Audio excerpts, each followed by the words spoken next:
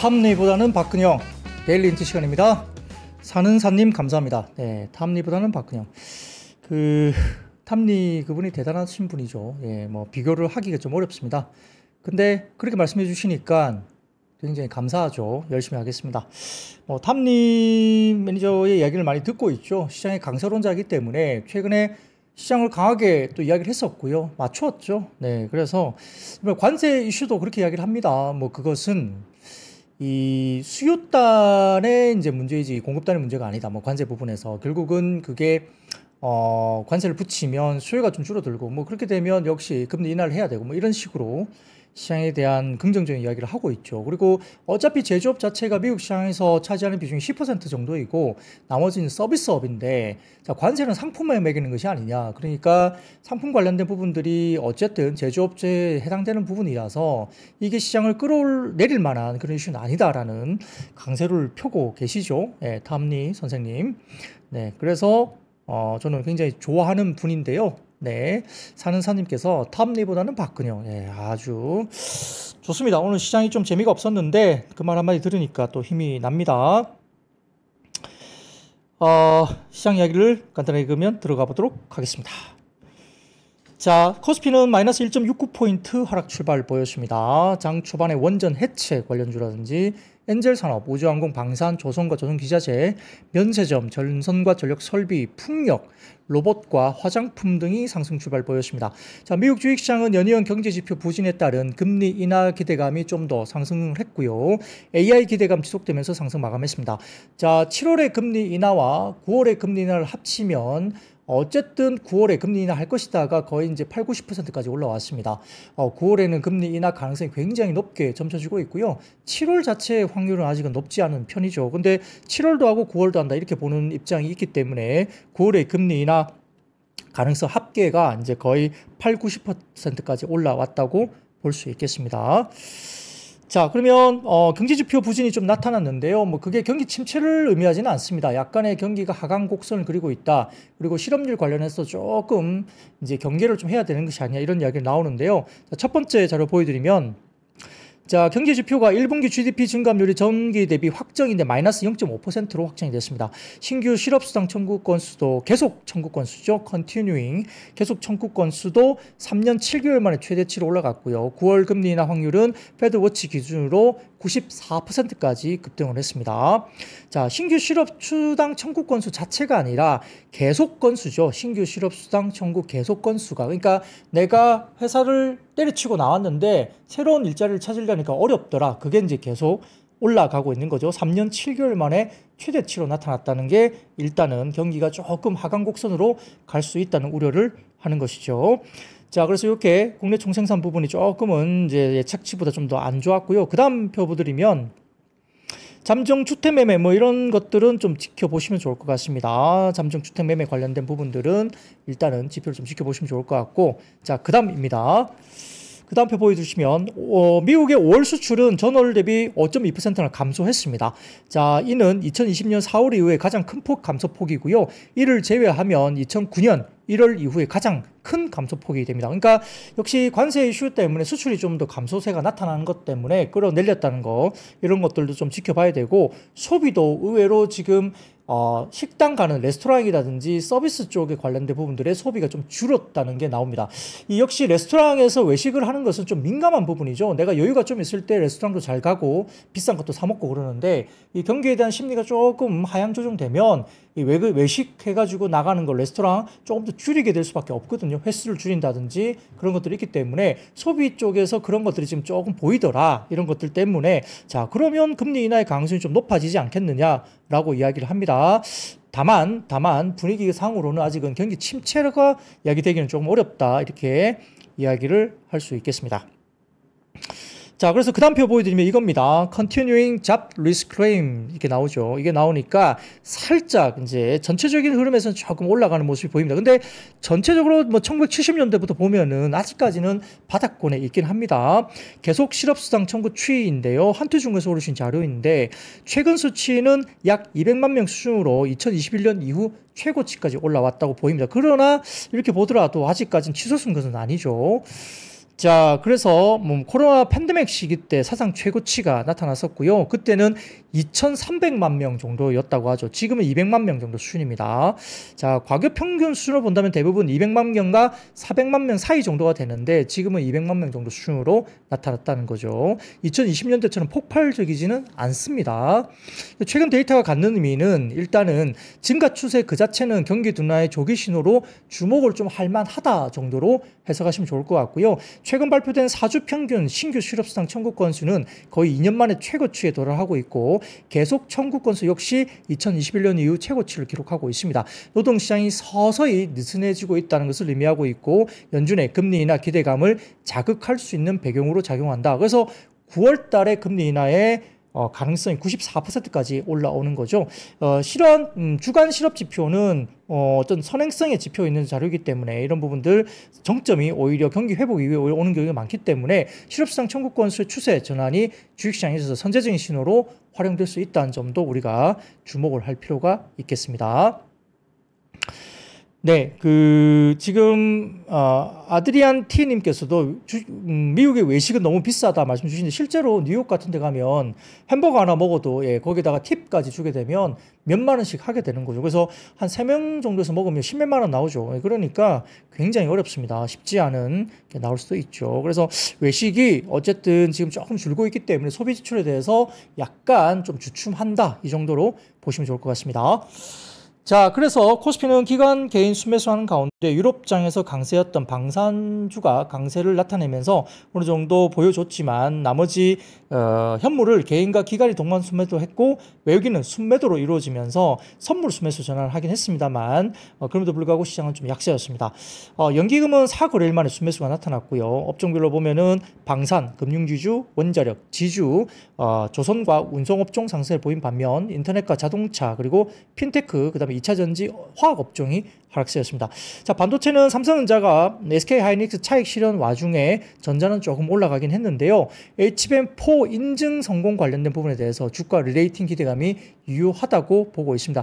그리고 파운드리 쪽에 약간의 좋은 소식이 좀 들리고 있기 때문에 아무튼 HBM의 엔비디아 관련된 콜 테스팅 통과 부분보다는 임팩트가 좀 적긴 하지만 파운드리 쪽이 턴이 된다는 점도 긍정적으로 보이는 것이고 PBR 1배 미만이기 때문에 여전히 싸다는 생각은 가질 수 있겠습니다. 자, 그리고 반도체 관련 삼성전자도 HBM4 관련된 샘플이 이제 조만간 나온다는 이야기가 있기 때문에 샘플 제공을 엔비디아나 AMD 쪽으로 줄 수 있다. 조만간 뭐 한 3분기 정도 들어가면 HBM4도 샘플 제공을 한다. 이런 이야기가 좀 들리니까 하이닉스가 조금 먼저 많이 오른 상태에서 약간의 차익 실현 나오고 전자는 조금 더 올라가는 그런 모습을 보이기도 했습니다. 자, 해운 쪽은 대통령께서 해운수산부 부산 이전 그리고 북극 항로 시대 대비 시사를 했다는 점 때문에 긍정적인 흐름이 나타났습니다. KCTC와 동방 등 관련주가 상승을 했고요. 자, 원전 같은 경우는 오늘 굉장히 주목을 받았는데 고리원전 1호기 해제 승인이 나타났습니다. 두산 에너비티뿐만 아니라 뭐 우진엔텍 관련된 해체 관련주들이 주가들이 좀 좋았고요. SNW 같은 경우도 원전주 관련해서 일부 모멘텀이 지속됐습니다. 자, 방산은 최근에 주가들이 좀 쉬었지만은 유럽장에서 라인메탈 등의 방산주가 상승을 했고요. 대통령실이 방산 전담 비서관 신설 소식이 있었습니다. 자, 그리고 경영권 분쟁도 고려안이 5천억대 신주 발행 무효 판결이 나왔는데요. 영풍이 승소를 했다는 소식입니다. 장중에 9% 이상 급등세가 보이기도 했습니다.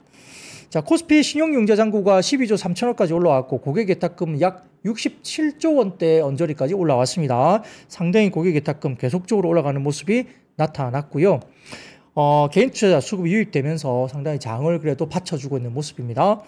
자, 코스닥은 800포인트 돌파 이후에 지수의 추가 상승 이벤트가 부재하면서 3거래일 연속 하락세였습니다. 외국인은 3거래일 연속 코스닥을 순매도하면서 지수도 코스닥이 쉬어가는 모습이었고 개별 이슈에 따른 종목 장세가 연출됐습니다. 자, 테슬라가 로보택시 기대감에 따른 상승폭을 대부분 되돌리면서 국내 2차전지 밸류체인도 연동되면서 상당히 좋지 못한 모습을 오늘도 2차전지가 보여줬습니다. 원전 해체 관련주 아까 말씀드렸던 국내 최초 원전 해체 승인 소식과 그 다음에 골드만삭스가 구리 가격 1만 달러 돌파 전망 소식 때문에 전선 관련주도 오늘 상승세를 보이는 모습이었습니다. 자, 코스피는 3,100선 도달 이후에 3거래일 연속 음봉이었고요. 최근 2거래일 연속 하락입니다. 최근 급등 이후에 차익 실현 장세가 일부 나타나고 있는데 최근 최고가 랠리를 이어던 SK하이닉스가 30만 원 선 고지를 앞두고 저항을 받으면서 6거래일 만에 하락 전환했고 이외에도 IT와 소프트웨어 업종의 카카오페이 그리고 카카오, 한국전력, SK스퀘어 등 최근에 기대감만으로 상승했던 종목들이 차익 실현 매물이 출회되면서 코스피 하락을 주도했습니다. 자, 글로벌 증시 환경은 아직은 그래도 견조하다고 볼 수도 있습니다. 백악관 대변인과 스티븐 미란 경제자문위원장이 관세 협상의 원활한 진행을 위해서 7월 8일까지의 상호관세 유예기간이 연장될 수 있음을 시사했습니다. 택티컬하게 아주 7월 9일 관세 관련된 연장 기간이 중요하냐, 추가적으로 연장될 수 있냐 그랬더니 아주 그렇게 중요한 이슈는 아니다 이렇게 이야기를 했죠. 그래서 관세 유예 기간이 연장될 수 있음을 시사를 했고요.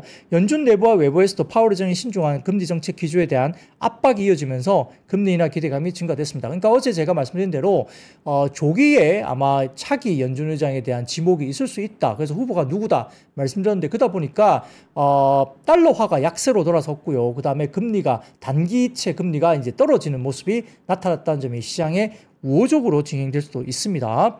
미국 채금리는 하락 추세가 지속되면서 10년물 4.25%, 2년물이 3.74%대로 하락했고요. 특히 단기물이 좀 더 빠진 모습을 보였습니다. 달러 인덱스도 97.4까지 하락하면서 22년 3월 이후 최저치를 기록하고 있는데 자, 달러 인덱스 같은 경우는 97포인트까지 왔지만 지금 미국의 행정부 내에서는 88포인트까지도 빠져도 괜찮다라고 보고 있다고 이야기가 들린다고 합니다. 월간에서. 그렇기 때문에 달러 인덱스가 88까지 더 빠진다면 거의 10포인트 정도 더 빠진다는 건데 그러면 미국의 기업들의 수출 관련된 환경이 좋아지는 거죠. 그래서 워낙 강세로 접어든다는 이야기인데요. 정말로 그 정도까지 용인을 미국 정부가 할지 지켜봐야 되겠지만 아무튼 미국 현재 정부 내부의 분위기는 달러 인덱스가 88포인트까지 떨어지는 것을 용인한다. 이렇게 이야기가 나오고 있다고 합니다. 그런 것들도 좀 이야기를 보시면 좋을 것 같고요. 자, HBM 반도체 섹터가 하락세를 보였습니다. 전일 마이크론 호실적이었는데 부정적으로 해석된 부분이 있으면서 어제도 마이크론이 빠졌습니다. 자, 대부분 마이크론이 너무 잘 나왔죠. 그래서 주가가 시간에서 급등하다가 시간에서 다시 밀렸죠. 그 부분에 대해서 왜 그랬나라고 말들이 많은데 자, 그걸 좀 찾아보면 대부분의 하우스에서 마이크론의 목표 주가를 상향 조정을 했습니다만 모건 스탠리와 뱅크 오브 아메리카가 중립 의견을 유지한 것이 아마 마이크론이 다시 한번 주춤거리는 모습이 아니었나 이제 분석이 됩니다. 자, 거기에 따르면 구조적 개선 가능성은 인정을 하지만 마이크론의 주가가 이미 이를 상당 부분 반영했다는 게 주요한 논리였고 주가는 이미 피크 또는 최대 기대치를 상당 부분 반영했다는 리포트가 나왔다는 겁니다. 낸드 약세 지속으로 마진과 실적 가시성이 저하됐고 PC와 모바일 수요 회복세 둔화로 수익성 개선 속도가 느리다는 점 그리고 신규 팹이라든지 그 다음에 디램 노드 변경에 따른 초기 비용 부담 지속도 언급이 됐습니다. 자, 그런 것들이 반영되면서 마이크론이 쭉쭉 뻗어나가지 못했고 일단은 실적 발표하면서 시간에서 급등했다가 다시 그게 상승폭이 줄어들었고 어제는 오히려 마이너스로 접어드는 것이 아마 이런 뱅크 오브 아메리카와 모건 스탠리의 어떤 리포트가 일단은 나왔다는 점 때문에 방향이 나왔다. 오히려 그게 보면 오히려 글쎄요 마이크론보다는 오히려 하이닉스가 훨씬 낫다 이런 논리로 볼 수 있죠. 그래서 하이닉스가 오히려 마이크론보다는 경쟁력이 있고 또 EPS의 상향 조정이 훨씬 더 많이 나오고 있기 때문에 하이닉스 한 36만 원대 정도까지 목표 주가가 상향 조정되고 있다는 점도 봐야 됩니다. 그래서 그런 것들이 마이크론의 주가를 좀 눌렸다 이렇게 평가를 받고 있습니다.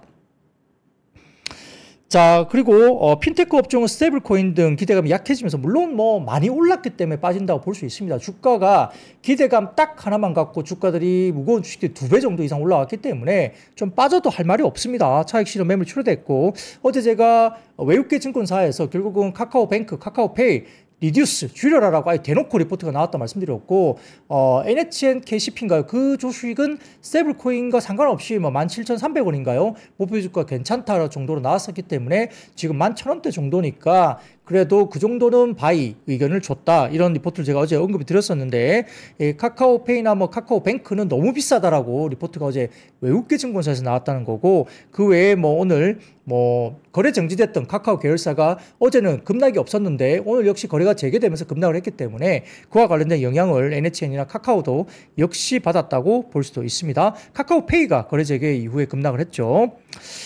자, 2차 전지 업종도 약세였습니다. 테슬라 유럽 판매 부진, 그리고 유럽만 판매 부진한 게 아니라 북미 시장에서도 지금 테슬라가 엄청나게 부진하게 데이터가 나왔습니다. 로보택시 출시 이후에 기대감이 소멸됐다는 분석도 있었고요. 일부 리포트는 로보택시에 대한 실망감도 테슬라 쪽에 대한 리포트가 나오기도 했죠. 중국에서는 샤오미 신차 출시했는데 이것도 굉장합니다. 샤오미 신차가 1시간 만에 30만 대 판매액이 들어왔습니다. 그러니까 이게 그 테슬라의 저가 모델을 겨냥해서 나온 차량인데요. 지금 샤오미 신차가 지금 1시간 만에 30만 대 정도 팔렸다고 합니다. 엄청난 속도죠. 그러다 보니까 테슬라 쪽에 관련된 부분들이 부정적으로 또 작용이 경쟁 심화 이런 부분들 때문에 테슬라에 썩 좋지 못한 분위기가 될 수도 있습니다. 뭐 테슬라보다 저가 모델보다 가격이 한 1만 위안 정도 더 싸다고 이야기를 하더라고요. 그래서 이것들이 엄청나게 샤오미 신차에 대한 부분들이 굉장한 폭발력을 가지고 나타나고 있다 얘기 나옵니다. LG엔솔, 에코프로뎀 등의 2차 전지 업종, 그리고 현대차 등의 ITA 관세 품목 추가 우려가 또 자동차 쪽에 영향을 미치고 있습니다. 메리츠증권이 아마 현대차 등을 포함한 자동차 업종에 대해서 만약에 관세가 25% 폭탄을 맞으면 작년 영업이익의 약 44%의 감익이 나타난다. 작년 전체 영업이익 수준의 44% 정도 수준의 감익이 25% 관세를 맞았을 경우에 나타날 수 있다는 리포트가 어제 나왔었습니다. 메리츠증권 자동차 관련된 섹터 리포트를 한번 찾아보시면 좋을 것 같고요. 전선업종은 강세였습니다. 골드만삭스의 구리 가격 8월 톤당 $10,000 돌파 예상 리포트가 있었고요. 일진전기, LS마린솔루션 등의 전선업종, 그리고 풍산 등의 구리 상승 수혜 기대감. 풍산은 구리 상승 수혜 기대감과 방산주로서의 어떤 분위기도 나타나고 있습니다.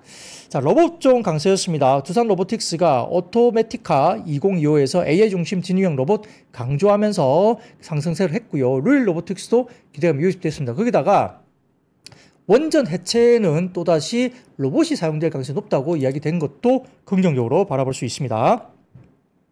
자, 업종의 탑3는 통신, 금속, 기계장비였고 업종의 바텀3는 전기가스와 증권, 운송, 창고 정도로 보시면 좋을 것 같습니다. 그래서 시장은 2거래 연속 순고록인데 협상 관세 관련해서 여러 가지 7월 9일 다가오고 있죠. 경계 요소가 되고 있고요. 관세 우려 완화가 확인되고 있습니다. 지금 BBB, 빅 뷰티풀 빌이죠. 이 BBB가 7월 4일까지 통과가 되느냐 마느냐가 관세 협상의 변수가 될 수 있다는 지금 월가의 분석이 나오고 있는데, 자, 예를 들어 봅시다. 7월 4일까지 BBB가 통과가 되면 어떻게 될까요? 트럼프 입장에서는 굉장히 힘을 받게 되겠죠. 자, 그러면 관세에 대해서 굉장히 세게 말할 수 있어요. 나 BBB 통과시켰어. 자, 그러니까 그거는 이미 우려할 게 없어. 그러면 관세에 대해서 내가 세게 때려도 된다고 생각하겠죠. 힘을 얻게 되면. 그러니까 BBB가 7월 4일날 통과가 되면 관세에 관련해서 굉장히 부정적인 트럼프의 굉장히 센 어떤 뭐 언급이 나올 수 있죠. 그러면 시장에 부정적으로 언급될 수 있다는 이야기가 나오고 있고요. BBB가 만약에 7월 4일 날까지 통과가 안 되면 7월 말 뭐 이렇게 굉장히 시간이 늘어질 수 있어요. 그러면 7월 9일 날 관세에 대해서 세게 말하기가 힘듭니다. BBB 그거 빨리 해야 되기 때문에 7월 9일 날 세게 말하고 이렇게 막 싸움을 걸 수가 없거든요. 그러니까 이게 7월 4일날 BBB 법안의 통과 여부가 관세에 관련된 어떤 강도, 이것을 어느 정도 결정할 수 있다. 이런 이야기가 분석이 미국 월가에서 나오고 있기 때문에, 자, 그것도 하나의 우리가 지켜봐야 될 변수다라고 보시면 될 것 같습니다. 자, 그 와중에 그 다음 SNS 보여주시면, 네, 스캇 베센트입니다. 이 보시면은 상원의 섹션 899 보호 조항 삭제를 요청했습니다. 이게 뭐냐면은 유럽의 그 세금에 대해서 이제 이게 미국에서 맞받아치는 거잖아요. 네, 그래서 G7은 국제 파트너들과 협조를 고려한 양보로 또 볼 수 있다는 거죠. 이게 그렇게 해서 이 섹션 그 899 조항 때문에 이제 외국계 투자자들이 미국에 투자할 어떤 그런 부분들이 상당히 많이 떨어진다. 세금 때문에. 그래서 자금을 많이 미국에서 이탈할 수 있다. 이런 뭐 이야기가 됐던 부분인데요. 이것에 대해서 이 보호조항 삭제를 스캇 베센트가 삭제를 요청했다는 거죠. 그래서 여러 가지 협조를 또 볼 수 있는 부분이고 외국 기업에 대한 차별적 조세를 줄이려는 신호로 긍정적인 신호로 해석될 수 있다. 이렇게 시장은 보고 있습니다. 자, 그것도 우리가 좀 매크로로 보셔야 될 것 같고요. 자, 그 다음입니다. 국내 고객들의 투자 예탁금인데 고객 예탁금. 자, 다음 표 좀 올려주세요. 자, 빨간색 표를 보시면 고객 예탁금이 엄청나게 치솟고 있습니다. 고점이 2021년 말에서 22년 초에 77조 9천억, 그러니까 거의 78조 원이 피크였죠. 개인 매수세가 극대화됐던 시기입니다. 제가 22년 초에 딱 그 3프로 방송 시작을 했거든요. 22년 1월 달에 시작을 했습니다. 피크에 시작해서 이제 완전히 두드려 맞을 때 3프로 TV 시작을 했는데요. 엄청나게 힘든 장에서 제가 방송을 그때 3프로 TV 방송을 시작을 했던 기억이 납니다. 그래서 그때 고점이 약 78조 원 정도 수준이죠. 근데 저점이 2023년 초 43조 7천억 수준이 저점입니다. 개인 자금 이탈하면서 외국으로 해외 쪽으로 이제 넘어갔던 그런 시기인데요. 현재는 25년 6월 기준 67조 원 원조까지 올라오고 있습니다. 계속적으로 쭉쭉쭉 치솟게 올라오고 있죠. 시장 좋으면 이 개인들의 투자가 엄청난 힘을 발휘할 수 있습니다. 자, 그 다음입니다. 자, 그래서 이거죠. 신용융자 잔고 금액 추이입니다. 이게 유진투자증권에서 오르신 자료인데요. 이것 말고 그 다음, 그 앞전 표를 하나 보여주시면, 네, 요겁니다. 신용융자 잔고 추이입니다. 예, 보시면은 신용융자 잔고가 코스피 코스닥 합쳐서 전체 기업의 6월 25일 기준 20조 6천억까지 올라왔습니다. 이게 과거에 올라갔던 자리가 26조 원이 피크거든요. 21년 9월입니다. 거기에 비해서는 약 5조 이상, 한 5조에서 6조 정도 아직은 낮습니다. 자, 그런데 이게 많이 치솟아서 좀 주가 빠지니까 뭐 여러 가지 고민이 많아지죠. 이게 혹시나 뭐 폭락장을 올 수 있지 않을까 생각하실 수 있는데, 자, 그 다음 표 보여드리면 아직까지 그렇게 두려워할 만한 상황은 아니라는 거죠. 그 다음 표 보여주세요, 피디님. 시총 대비 신용융자 잔고 비중 추이를 보면 아직까지는 피크까지 좀 남아있는 겁니다. 시총 비중, 예, 시가총액 비중 대비 신용융자 잔고가 고점을 아직 형성하고 있지는 않습니다. 그렇기 때문에 이게 당장 어떤 신용융자 잔고 때문에 폭락이 나오기는 아직은 그런 건 아니다. 그게 왜냐하면 신용융자 잔고가 빠르게 올라왔지만 아까 고객 예탁금이 워낙 빠르게 올라왔기 때문에 이게 커버를 할 수도 있다는 점 때문에, 예, 이게 시총 대비 신용융자 잔고를 보시면 너무 이렇게 패닉에, 패닉셀 이런 것들까지는 생각할 그 정도는 아니다 정도로 시장을 보시면 좋을 것 같습니다. 조정을 좀 받고 있다 보니까 이런 것들에 대해서 고민을 하실 것 같아서 제가 좀 가져와 봤습니다. 참고를 해보시면 좋을 것 같아요. 자, 매크로는 여기까지 말씀을 좀 드리면 될 것 같습니다. 자, 첫 번째입니다. 방산입니다. 나토가 현지 시간 25일 오는 2035년까지 국방비 증액 목표치를 현행 GDP의 2%에서 5%로 상향하기로 합의를 했다는 소식이 나왔었습니다. 자, 이게 굉장히 크게 지출이 되는 건데요. 자, 그 다음 사진 보여드리겠습니다. 네, 나토가 이렇게 열심히 줄 서서 이제 사진을 찍었네요. 트럼프 대통령 웃지도 않고 서 있습니다. 트럼프 대통령은 원래 다자간 회담을 굉장히 싫어하는 사람이죠. 그래서 나토 갔을 때 별로 이렇게 기분 좋지는 않았던 것 같아요. 인상 쓰고 앞줄에 서 있습니다. 웃지 않습니다. 자, 다음 사진 보여드리면 요겁니다. 네. 밀셋증권에서 오르신 자료인데요. 나토의 회원국별 GDP 대비 국방비 지출 기준 24년 기준입니다. 폴란드가 4.07% 정도로 상당히 높고요. 에스토니아가 3.41%, 라트비아가 3.39%, 리투아니아가 3.11% 정도 되는데요. 이탈리아가 1.5%밖에 안 되고 포르투갈이 1.46, 벨기에가 1.29, 스페인이 1.24로 굉장히 낮습니다. 자, 그래서 이렇게 나토가 5%까지 올릴 거로 보기 때문에 파란 색깔이 진할수록 GDP 대비 국방비 비중이 굉장히 높게 나타난 나라들이고요. 예, 빨간 색깔이 짙을수록 이렇게 국방비가 GDP 대비 낮게 지금 지출하고 있는 나라들입니다. 이게 보시면 좋을 것 같아요.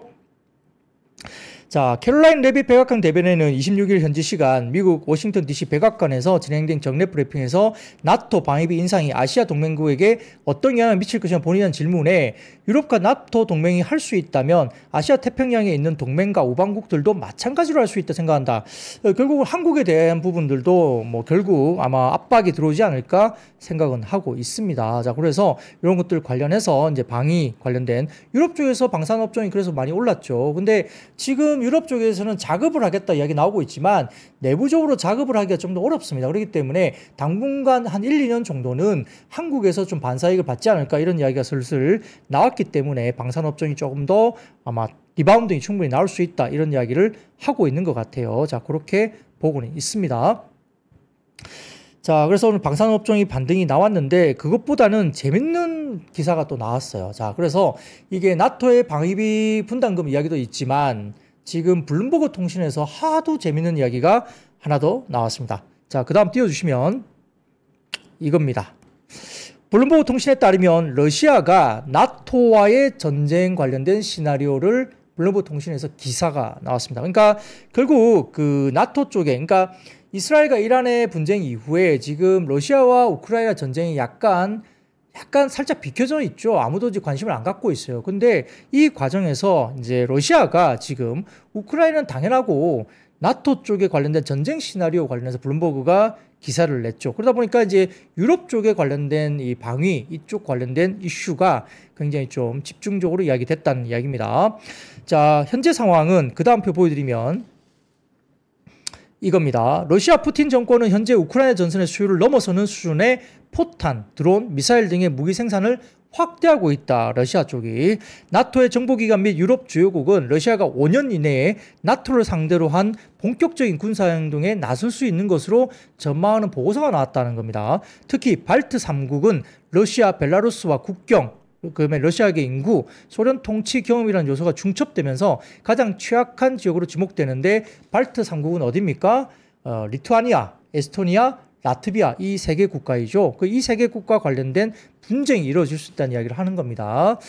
자, 그래서 그 다음 표를 보여드리면 그래서 러시아가 이렇게 그 3국에 대해서 공격을 할 수 있다는 이야기를 하고 있고요. 접경 지역이죠. 자, 그래서 그 다음 표 보여주시면 그래서 이렇게 뭐 핀란드라든지 스웨덴, 뭐 덴마크 관련해서 이렇게 추가적으로 공격이 이제 있을 수 있다 이런 이야기가 나오고 있는 거죠. 그래서 전쟁 시나리오를 보면 사전 단계는 철도 사건 조작입니다. 모스크바하고 칼라닌그라드 철도 노선에서 발생한 사고를 명분 삼아 러시아가 리투아니아에 개입을 하게 되고 가짜 시민 보호 명분의 러시아 시민 보호를 이유로 군사 개입을 개시하고 확전 단계로 넘어가면 발트 3국을 침공하면서 스발키 회랑 차단, 그리고 발트의 봉쇄, 벨라루스 동시작전 개입, 그리고 나토 제5조 발동을 통해서 미국 개입 여부가 핵심 변수가 되고 여기에 따라 미국 대응은 즉각 개입 또는 지연이 될 수 있는데 동유럽과 서유럽 간의 개입 온도차가 존재할 수 있고요. 이에 대해서 여기까지 전쟁 시나리오가 이제 블룸버그 통신을 통해서 이렇게 나왔다라는 겁니다. 이건 약간 소설 같은 이야기이긴 합니다만 어쨌든 지금 러시아의 우크라이나 이후에 이 여러 가지 유럽 시장에서의 어떤 뭐 러시아의 어떤 여러 가지 행태가 좀 경계를 해야 된다 이런 이야기로 전쟁 시나리오가 이렇게 블룸버그 통신에서 나왔습니다. 자, 그 다음 표를 보여드리면 만약에 이게 이루어지면 GDP에 영향을 미칠 수 있는데 전쟁 발발 지역 발트 3국은 GDP가 약 43%가 감소한다고 봤고요. EU 전체로서는 GDP가 1.2% 감소할 수 있고 러시아가 1% 감소하고 미국은 0.7% 감소 그리고 중국은 0.8% 감소 전 세계 합산 약 1.3%가 GDP가 감소할 수 있다는 거죠. 약 1조 5천억 달러의 GDP의 감소가 이 전쟁에 따라서 나타날 수 있다. 이 이야기를 블룸버그 통신에 분석 기사가 나왔습니다. 소설 같은 이야기입니다만 어쨌든 지금 유럽 쪽에 러시아의 행보가 좀 의심스럽다 뭐 이런 이야기를 좀 하고 있는 것 같아요. 그래서 여러 개 뭐 방산 관련된 이슈가 어쨌든 좀 불거지면서 이런 리포트까지 나오고 있다 이렇게 이야기를 하고 있습니다. 에드리안 T님께서 차라리 우주전쟁을 한다고 하는 게 현실적이다. 뭐, 그렇죠. 그러니까, 이 러시아와 이 발트 3국의 이슈는 분쟁 관련해서는 약간 뭐 소설 같은 시나리오처럼 이렇게 보고는 있습니다만 어떤 뭔가 경계 요소가 있다는 이야기를 지금 이제 쓰고 있는 것입니다. 그래서 방산 관련주가 어쨌든 이 나토 쪽에 GDP 대비 5%로 합의했다는 점이 어쨌든 간에 방산 관련된 지출을 많이 늘릴 수밖에 없는 환경에서 이런 리포트까지 나온 것들이 방산주에 있어서는 뭐 주목을 할 만한 그런 분위기로 흘러가는 것입니다. 좀 지켜볼 필요가 있겠고요. 러시아의 부분도 어떻게 되는지 모르겠지만 좀 더 이 부분도 우리가 감안을 해보자 이렇게 생각을 좀 드립니다. 일어난 일은 아닙니다만 그렇습니다. 자, 두 번째입니다. 고리 1호기 해체 최종 승인 소식에 관련주가 상승했습니다. 그러니까 우진엔텍 뭐 이런 종목들, 우진 그렇죠? 이런 것들 비츠로테크인가요? 뭐 그런 종목도 주가들이 오늘 올랐죠. 자, 전체 회의가 어제 열리면서 부산 기장군 장하름에 있는 고리 1호기 해체를 최종 승인했다고 합니다. 1972년 건설 허가가 난 지 53년 만인데요. 다음 사진을 올려주시면 고리 1호기 해체 일정입니다. 이 보시면은 이렇게 나오고 있습니다.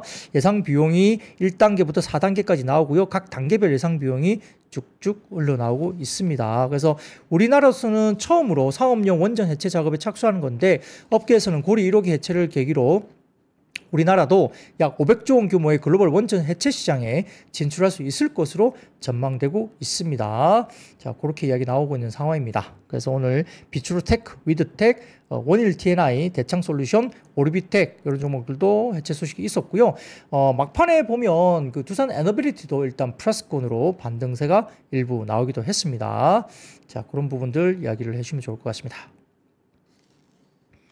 제가 이제 기장 쪽에 가시면 이렇게 리조트가 되게 많아요. 풀빌라도 되게 많고, 기장이 또 최근에 그 서퍼들의 파라다이스가 되고 있거든요. 굉장히 핫한 플레이스입니다. 힙하죠. 젊은 친구들이 기장에 엄청 많이 갑니다. 그래서 그쪽에 좋은 카페, 그다음 힙한 곳들, 그다음에 리조트, 풀빌라 굉장히 많이 생겼는데, 제가 가족 단위로 지난 한 1년 전인가 2년 전인가 기장 쪽에 풀빌라 빌려서 이제 가족이 다 같이 갔는데, 바라보면 기장에 그쪽에 이 고리 1호기 보이거든요. 그래서 원전 근처에서 이렇게 풀빌라 쪽에서 좀 쉬었던 기억이 납니다. 창가 쪽을 바라보면 그게 쭉 눈에 보였던 그 기억이 나네요. 자, 세 번째입니다. 자, 위성락 국가안보실장이 트럼프 한국과 조선 협력에 많은 관심을 보이고 있다. 이게 발언이 집중 조명되면서 조선과 조선 기자재 일부가 상승이 나타났습니다.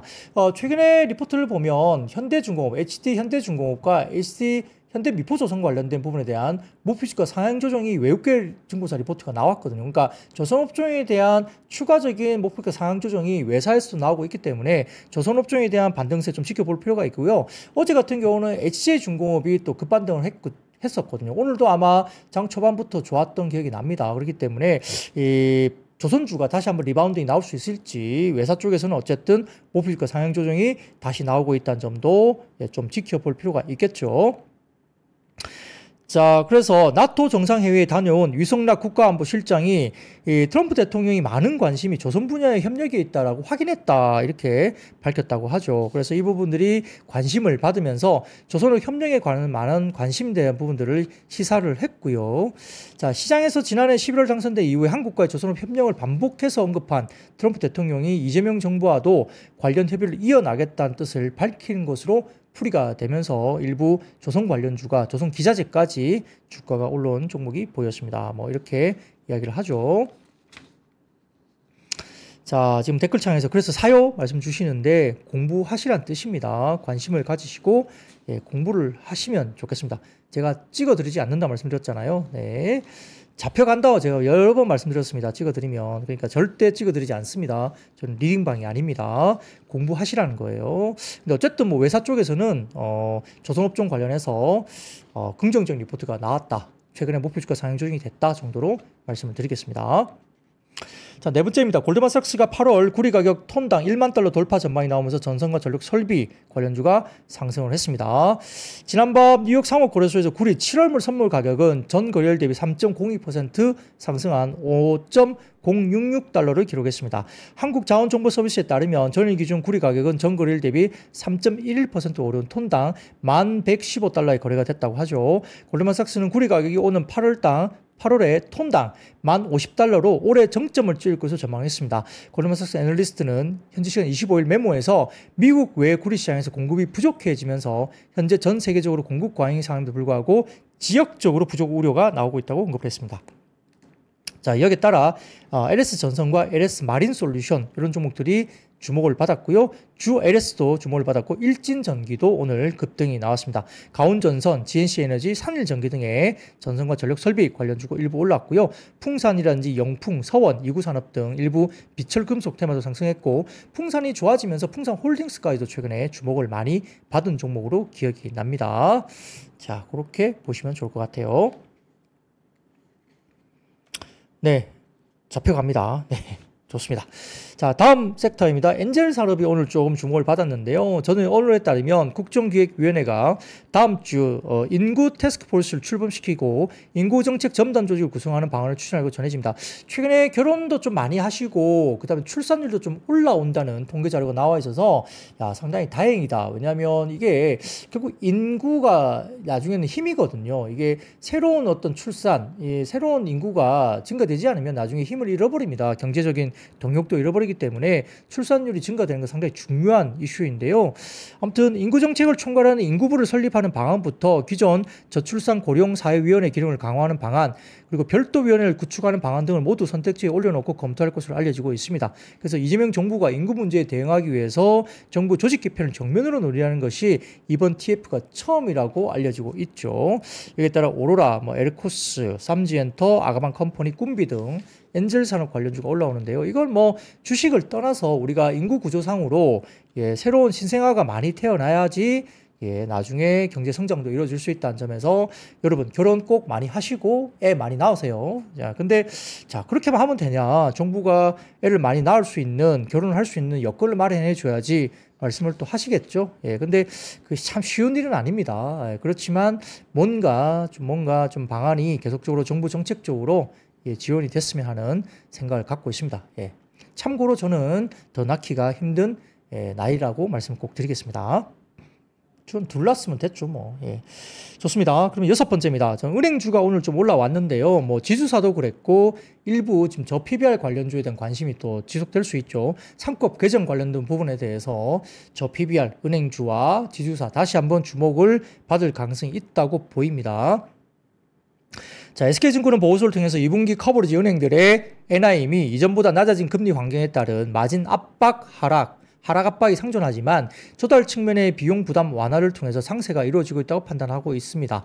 단순 평균 기준 전분기 대비 2bp 정도 하락을 추정했는데 대출 성장의 경우에는 가계대출은 부동산 가격 상승, 스트레스, DSR 3단계 영향으로 성장세를 예상한다 했는데 근데 오늘 아마 정부 정책이 나왔잖아요. 오늘 아마 6억 이상 대출이 안 된다면 등등 포함해서 지금 수도권 쪽에 일부 부동산 정책이 좀 나왔죠. 그래서 이게 가계대출이 어떻게 될지는 모르겠습니다만 일단 조금 속도 조절을 하는 것 같아요. 이런 부분이 있는데 아무튼 전반적으로 흐름이 그 여러 가지 대출 부분에 여러 가지 안정성이 높은 어떤 은행 대기업 중심으로 성장하는 모습이 나타날 것이다. 이런 이야기를 좀 하고 있습니다.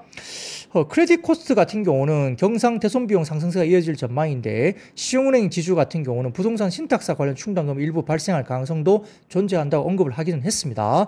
기업 신용등급 조정 관련 요인도 추가적으로 반영될 것으로 예상되지만 누적된 선제적 충당금 적립 등을 고려한다면 관련 부담은 제한적일 수 있다. 그리고 아직 글쎄요. 은행주가 많이 오른 건 아니죠. PBR 기준으로 본다면 아직은 나타날 수 있는 상승폭이 있다고 보입니다.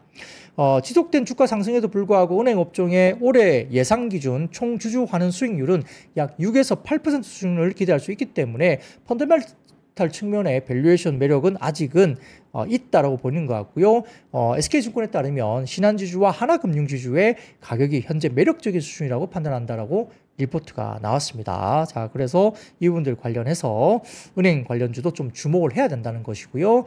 지주사들도 잘 지켜봐야 되겠죠. 그런 중심으로 저 PBR 관련주는 하반기에 다시 한번 상법 개정 이런 것들이 구체화된다면 좀 지켜봐야 되겠죠. 자, 자녀를 좀 많이 낳았으면 좋겠다 말씀을 드렸더니 나만 당할 수 없다 이렇게 말씀 주시는데요. 자녀를 키우는 보람은 역시 있습니다. 물론 키울 때 부담감이 되죠. 경제적으로 여러 가지 비용들이 들기 때문에 아이를 키우는 것은 굉장히 부담스러운 부분이 분명히 있습니다. 저도 마찬가지로 둘째 키우는데 등골이 힙니다만 그래도 그 키우는 맛 그리고 키우면서 굉장히 보람이 있어요. 그리고 아주 예쁩니다. 일단 그래서 자녀를 길러 보시면 그런 것들 느낄 수 있어요. 그래서 많이 힘들어도 경제적으로 뭐 이렇게 많이 이렇게 들어가게 될 수 있는 그런 환경이긴 하지만 자녀를 키운다는 어떤 보람은 또 있습니다. 예, 그런 것들을 가지고 뿌듯하게 예, 키우고 있고요. 너무 예쁘게 잘 크고 있어서 저 너무 행복하거든요. 여러분들 그런 것들을 한번 감안해 보시면 예, 자녀를 놓고 또 뭐 욜로족 뭐 나 혼자 뭐 재밌게 산다 뭐 그것도 중요하고요. 뭐 그것도 뭐 그런 신념을 가진 분도 우리가 인정을 해야 되는 것이지만 자녀를 가지는 것에 대해서는 또 긍정적인 부분이 분명히 있다. 키워보면 아십니다. 자, 그래서 그런 것들을 말씀드리겠습니다. 아이가 4명이면, 네, 부자죠. 네, 그렇습니다. 부럽고요. 되게 힘드시기도 하겠구나. 그런 생각도 해봅니다. 아이가 4명이면, 힘드실 것 같습니다. 네, 근데 부자이시겠죠? 네, 맞습니다. 행복합니다. 자, 그러면 6번째입니다. 7번째죠. 은행 이야기 들으셨고요. 뭐, 같은 맥락입니다. 지주사 7번째, 지주사 말씀을 좀 드리겠는데요. 자, 더불어민주당이 6월 임시국회 마지막 날인 다음 달 4일까지 상법 개정안을 처리하겠다 밝혔죠. 그러니까 은행주와 지주사가 움직일 타이밍이 좀 된 겁니다. 자, 윤석열 정부가 거부권을 행사한 법안 13건과 여야 대선 공통 민생 공약 16건, 민생 법안 11건 등 40건을 6월 임시국회에서 추진하겠다 밝혔는데 이 중에 이사회 충실 의무 대상을 주주로 확대하는 내용을 핵심으로 한 상법 개정안과 노동조합법 2, 3조 개정안, 일명 노란봉투법 그리고 양곡관리법을 우선 추진 법안으로 꼽았다고 합니다. 그래서 국회 법사위원장 그리고 예산 결산 특별위원장 등 상임위원장을 선출할 계획을 알려졌기 때문에 이게 빨리 이제 선출이 되면 이게 속도를 쫙 받을 수 있겠죠. 그래서 국민의힘과 원내 협상을 이어갔지만 접점을 찾지 못한 가운데 선출 절차를 강행한 것으로 국회에서 의원총회를 열고 상임위원장 인선 등을 최종 조율할 예정으로 보고 있고요. 후보자는 이미 이제 뉴스에 나온 걸로 보입니다. 그래서 이런 것들이 빠르게 결정이 되면 그 다음 국회에서 빨리 비준이나 이런 것들이 이루어진다는 점에서 3법 개정안 7월 초에 이루어진다는 점이 역시 이야기가 될 수 있습니다. 자, 그런 것들 보시면 좋을 것 같고요. 자, 8번째입니다. 부산 항만공사가 북극항로 전담팀 시설 소식이 전해지면서 일부 관련주가 올라왔습니다. 해운주, 그리고 종합물류 관련주가 좀 올라왔는데요. 자, 부산 항만공사가 북극항로 전담 조직을 만드는 등 글로벌 물류 환경 변화에 대응할 예정으로 볼 수 있겠고요. 7월 1일부터 현행 23개 부처 세대를 24개 부서 체제로 조직 개편을 단행하고 먼저 북극항로 상용화에 대비해서 글로벌 사업단 산하에 북극항로팀을 신설한다. 그리고 국제물류지원부를 국제물류지원실로 승격했습니다. 지원부를 지원실로 승격을 했네요. 이 조직은 북극항로 개척을 전략적으로 준비하고 정책 수립부터 실행까지 전 과정을 총괄한다고 알려졌습니다. 자, 그래서 새 정부의 해수부 이전 공약에 발맞추어서 이전 준비에 속도를 또 내기 위한 조치다라고 알려지고 있습니다. 자, 9번째입니다. 올해 글로벌 태양광 수요 역대 최고치 전망의 일부 관련주가 상승을 했습니다. 한국수출입은행이 발표한 25년 상반기 태양광 산업의 동향에 따르면 올해 글로벌 태양광 설치 예상량이 기존 650기가와트 대비 6% 증가한 695기가와트로 집계됐다고 전해집니다. 올해 중국과 미국의 태양광 설치량이 기존 338기가와트, 51기가와트에서 각각 368기가와트, 52기가와트로 상향 조정됐기 때문이고요. 내년 태양광 시장 규모는 752기가와트, 2030년에는 864기가와트로 늘어서 수요 피크를 기록할 것으로 예상됐지만 전기 수요 증가와 맞물려서 2035년까지 글로벌 태양광 수요가 지속적으로 증가하면서 1000기가와트에 육박할 것으로 전망되고 있습니다.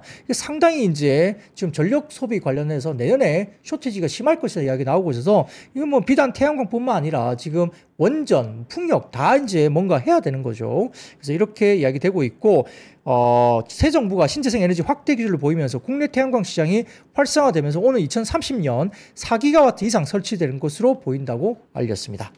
자, 그래서 태양광 관련주가 일단은 뭐 한화, 다원시스, 그리드 위즈, 하나솔루션, DGP, 그 다음에 한솔테크닉스, 코른 글로벌 관련된 태양광 관련주가 오늘 주목을 받았다 볼 수 있습니다. 자, 10번째입니다. 정기선 HD 현대 수석 부회장 레미 에릭슨 DNV CEO와 해상풍력 등 논의 소식이 전해지고 정부의 친환경 정책 수혜 기대감이 진해지면서 일부 풍력 관련된 유니슨, LS 마린솔루션, DGP, 우리기술 등의 풍력 에너지 관련된 종목들이 주가들이 올랐다 말씀 간단하게 드리겠습니다. 자, 그리고 11번째입니다. 미국의 자동차 부품 관세 대상 확대 우려 등의 자동차 부품주가 하락을 했습니다. 자, 미국의 상무부 산하의 국제무역청은 지난 현지 시각 24일 무역확장법 232조에 근거해서 25% 관세를 부과할 수 있는 자동차 부품 품목을 확대하기 위한 절차를 마련했다고 발표를 했습니다. 아까 제가 소도에 말씀드렸지만 멜리츠증권에 따르면 25% 관세 부과되면 현대차가 작년 24년 전체 영업이익의 44%가 감익이 될 수 있다. 이런 정도의 리포트가 나왔습니다. 그런 것들 참고를 좀 해보시면 좋을 것 같고요. 지금 메타플랜트의 가동률이 30% 수준이기 때문에 이 가동률이 너무 낮다고 보입니다. 그래서 이 가동률이 올라가지 않으면 감익이 이제 굉장히 가능성이 높다는 이야기를 하고 있죠. 그래서 현대차, 기아에 대해서 조금 보수적인 코멘트를 멜리츠증권이 하고 있습니다. 실제 자동차 부품과 관련된 관세 부과는 좀 지켜봐야 될 것 같은데요. 이제 한국 자동차 부품업체나 뭐 완성차 어떻게 될지 관세 부분을 잘 협상을 하면 좋겠습니다. 12번째입니다. 원전 해체 사업에서 로봇 활용 가능성 부각 등 때문에 일부 로봇주가 주가들이 올라왔습니다. 아까 제가 소두에 말씀드렸죠. 지금 고리 1호기가 해체 작업에 들어가는데 지난 2020년 보스턴 다이나믹스의 사족보행 로봇계 스팟은 세계 최악의 원전 사고 중에 하나로 꼽히는 체르노빌 원전에서 영국 브리스톨대 연구진과 방사성 폐기물 처리 기업 전문가들은 공동으로 출입 금지 지역 구역 안에서 로봇을 운용하는 시험을 시행한 바가 있습니다. 그렇기 때문에 원전 해체와 더불어서 이쪽에 해체 작업에 본격적으로 로봇이 투입 가능성이 부각되고 있다. 이것이 오늘 로봇 관련주에 긍정적인 이슈를 어떤 영향을 미쳤다 이렇게 볼 수도 있겠습니다. 자, 13번째입니다. 2분기 실적 부진 전망 등의 석유화학주가 하락을 했습니다. 오늘 관련해서 중국에 관련된 저가 공세라든지 산유국의 중동의 진출로 인해서 고사유기에 몰리고 있다. 석유화학 산업에 대해서 상당히 부정적인 이슈가 계속적으로 이야기되고 있는 상황이고요. 롯데케미칼이 또 2분기에 영업 적자가 한 1,900억 정도가 될 것이다. 리포트가 또 나오고 있어서 아직까지는 석유화학 산업에 대해서 조금 어렵다. 그리고 오늘 중국의 국가통계국이 5월 공업이익이 전년 동월 대비 9.1% 감소했다. 그러니까 중국의 경기 관련된 지표가 상당히 좀 안 좋게 나왔습니다. 이것 때문에 석유화학 관련된 테마주는 오늘 좀 좋지 못했다는 거고요. 마지막으로 미국의 스테이블코인 업체 서클이 주가 반등이 좀 나타났지만 일부 스테이블코인이 다 올라간 것은 아닙니다만 일부 관련주 딥마인드, 더즌, 넥서스, 다날 일부 관련주가 조금은 긍정적인 흐름이 나타났다 정도로 말씀을 드리겠습니다. 자, 주말입니다. 주말 잘 보내시고 월요일 날 다시 웃는 얼굴로 찾아뵙겠습니다. 여러분 아시죠? I see you.